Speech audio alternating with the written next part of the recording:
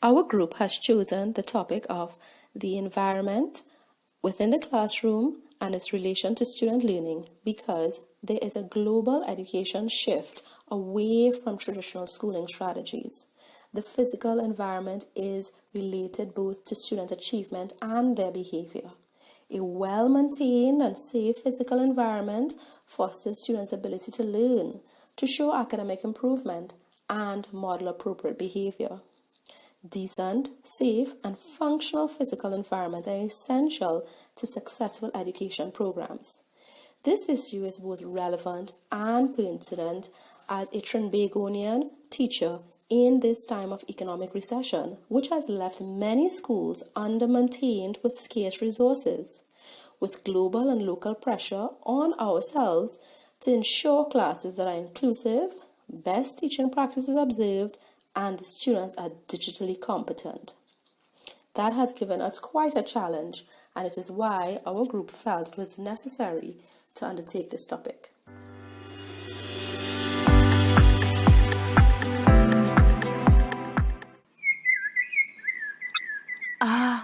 Those birds sound lovely, don't they? Oh, how I'd wish I could have a class here in this cool, nice surroundings. I could well imagine how much my students would love that. So would I. Unfortunately, this is just my fantasy. Let's see what's happening in the real world. In a real classroom? In my classroom.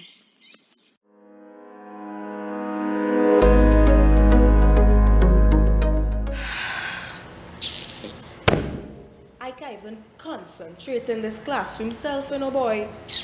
I trying to do my work here, I feeling like I in a pool of water.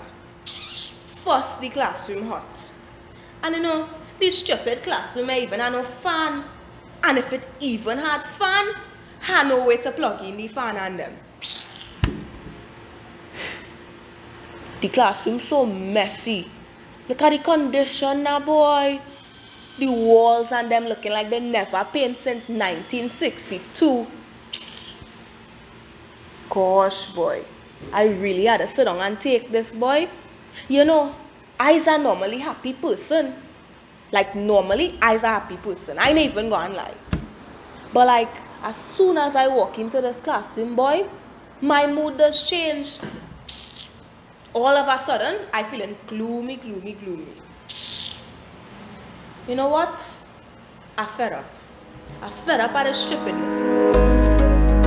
I know that may have come across as exaggerated to some, and for others, like myself, it is our reality. I recently read an article from the World Economic Journal speaking about those skills that were needed for jobs in 2020. They were creativity, critical thinking, and analysis. However, it got me thinking, how are we in the Caribbean, and specifically Trinidad, equipped to prepare our students for such life skills? There are other countries that are leading in world educational standards. Let's hear from a colleague of mine from Toronto and compare what they are doing. I absolutely believe that the physical environment is an essential component of student learning, and that students need spaces that are clean, that are safe, that they can go outside, that they can feel like they belong. I've added some images of my school, Blake Elementary School, that shares the artwork and the inquiry-based explorations that students are engaging in.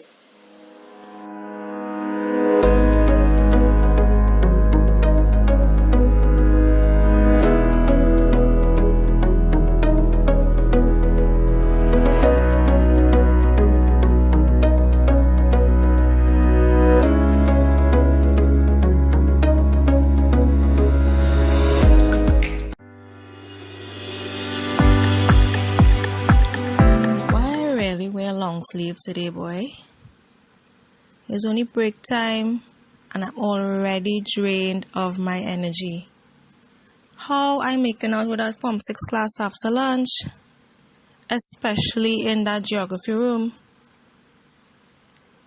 Only 2 fans in the room, and they are located to the front of the class, and that's only because that's where the plugs are. So the poor students in the back of the class could never get breeze. 5 minutes into that class and you're soaking wet. Fussy ventilation bad. Don't even talk about the windows. These louvers have been unable to close for years. So it's dust, smoke, noise from passing cars. Everything gets into the room. And no matter how often this room is cleaned, the tables, chairs, and the ground always dusty. But talking about noise, the noise from passing trucks, cars playing loud music interrupts class every few minutes. Just listen to what we have to deal with.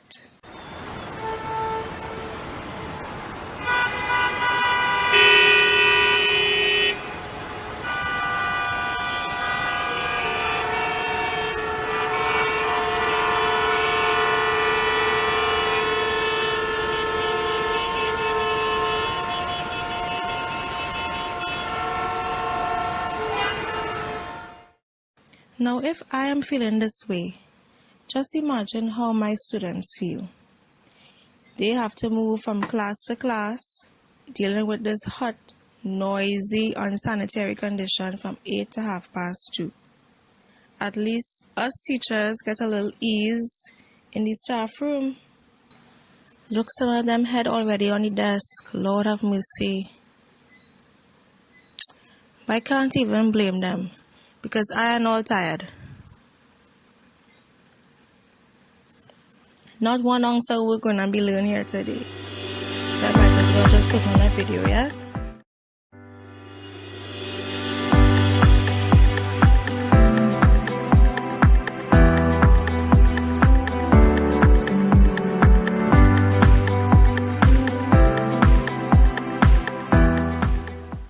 The foundation area of HFLE is concerned with the holistic development of the child, and schools play an important role in this development, as students spend most of their day in these institutions. The development of the child includes the student's physical, mental, social, spiritual, and emotional health, improving their self-esteem, improving their life skills, improving their behavior.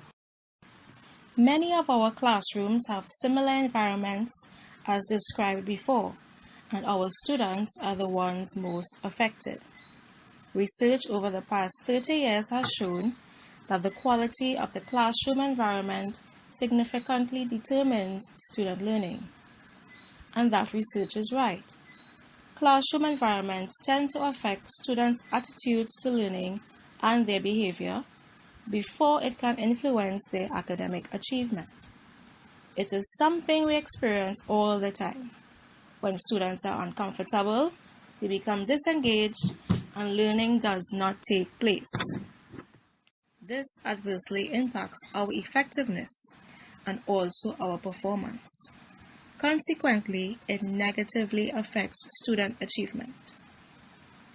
Unfortunately, in most of our classrooms, the physical environment is not conducive for a proper teacher learning process, and fatigue and frustration among the students can result.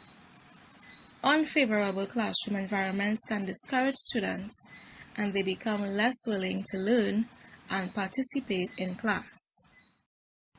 It is suggested that the physical environment of the classroom acts as a silent curriculum, which can enable and improve the learning process alongside the regular curriculum.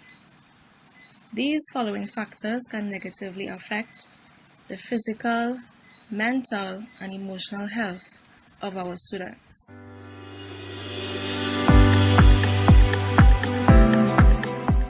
This factor refers to the heating and ventilation of the classroom, and this factor is usually out of our control as teachers.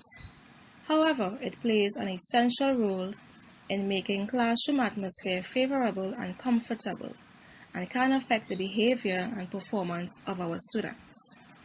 A student sitting in a hot, improperly ventilated room, listening to their teacher, will not retain as much as if they were located in a cool, comfortable class.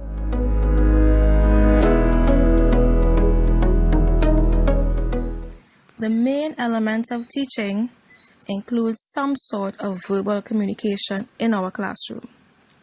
Noise levels sometimes may be out of our control as a teacher, for example, the design or location of the school. However, poor classroom acoustics can adversely affect learning environment for many students, where continuous noise exposure can damage cognitive performance and functioning.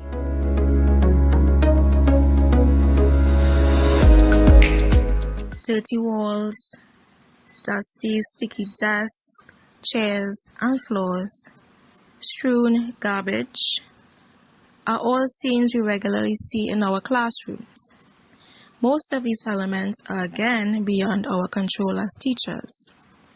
Not only can a dirty class affect the health of our students, be it the spreading of germs or proliferation of vermin, but it can affect our students' general mood.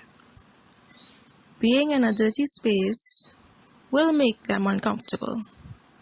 Spending hours every day in this dirty space can impact their affective domains.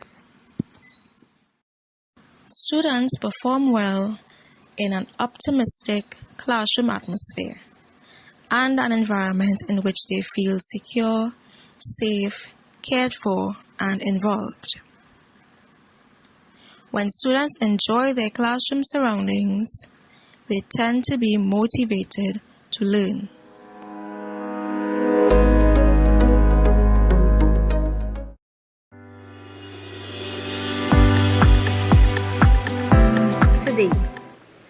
Today was the day I received some of the most heartbreaking news in my career.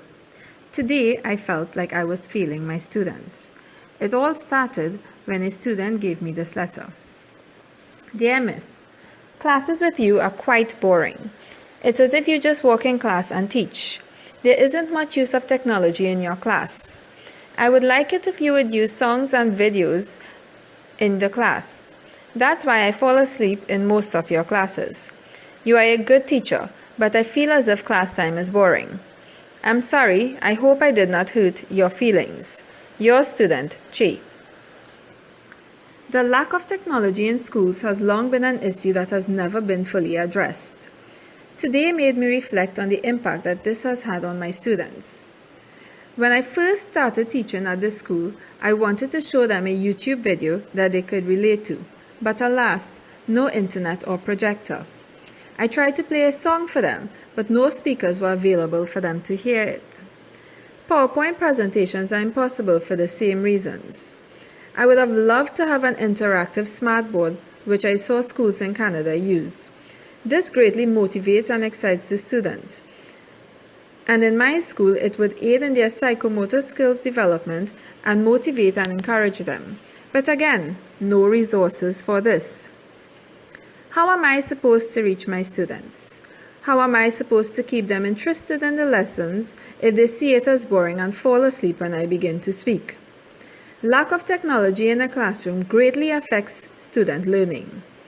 In each classroom, there are students with diverse needs as learners. In my school, I am forced to be a chalk and talk teacher because technology is simply not accessible. In some classrooms, a regular plug isn't even available. This method simply does not appeal to my students, and judging from the letter I received, it does not aid in their learning. A letter like this is profoundly disconcerting, and I wish there was more I could do to assist my students and help them become the educated future of our nation. I wish there was more I could do to capture their attention and motivate them to do their work.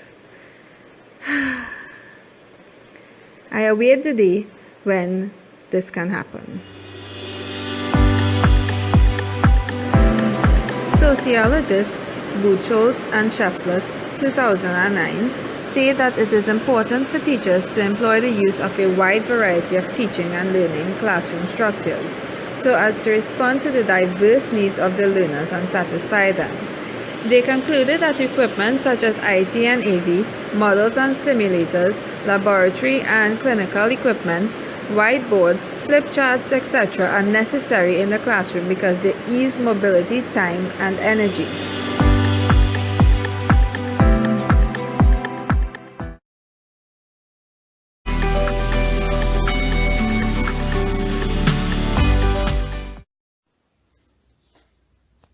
How do you feel? I was surprised by the question. The elderly gentleman had been peering into the classrooms as he walked along the main corridor of the school. I taught here over 40 years ago, and it would seem as if nothing had changed. I don't understand. What do you mean? Mine was a different time, he said, but this is sadly all too familiar, he murmured. He looked at me. Tell me, do your students learn? Why, yes, of course. I was indignant. The classrooms have been refurbished, the students are comfortable, and the teaching produces excellent results. Ah, yes. But do they learn? How could they not, I retorted. Teachers are better trained now, and they use the available technologies in their classrooms. You see, improvements have been made in every way. He nodded. And with all those improvements, as you see, can your students think, communicate an idea or thought? Are they allowed to express an opinion or collaborate with their colleagues? Or in your improved classes, do they sit and listen to whoever is in front of them, taking notes silently?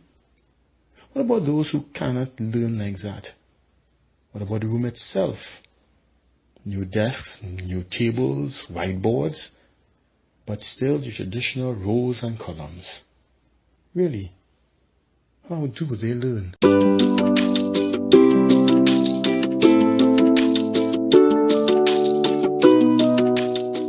The teacher's educational philosophy will be reflected in the layout of the classroom. The teacher should be able to justify the arrangements of desks and chairs on the basis of certain educational goals. So, colleagues, let's have the conversation. As teachers, we have limited control over the physical space of the classroom as it relates to the maintenance of the furniture, the lighting, and the ventilation. In fact, there are schools with such poor physical infrastructure that both teachers and students are negatively affected. Just as this is a reality for some, other teachers could point to a rehabilitation of their physical spaces and an upgrade in technology in the classrooms. Either way, the teacher is still limited to the quality and quantity of what he or she encounters in the classroom. The issue, therefore, is in the arrangement and use of space, that the teacher has the power and freedom to direct and manage the available assets to ensure students learn. In our schools, we hardly get the opportunity to choose the classrooms we teach in, and the layout we are all familiar with is the traditional table rows layout, designed for teacher-centered instruction. Complete control of the classroom is of great importance to the teacher, and this space emphasizes individualistic working conditions where students concentrate on the work on their desks, the board at the front of the room, and the teacher standing in front.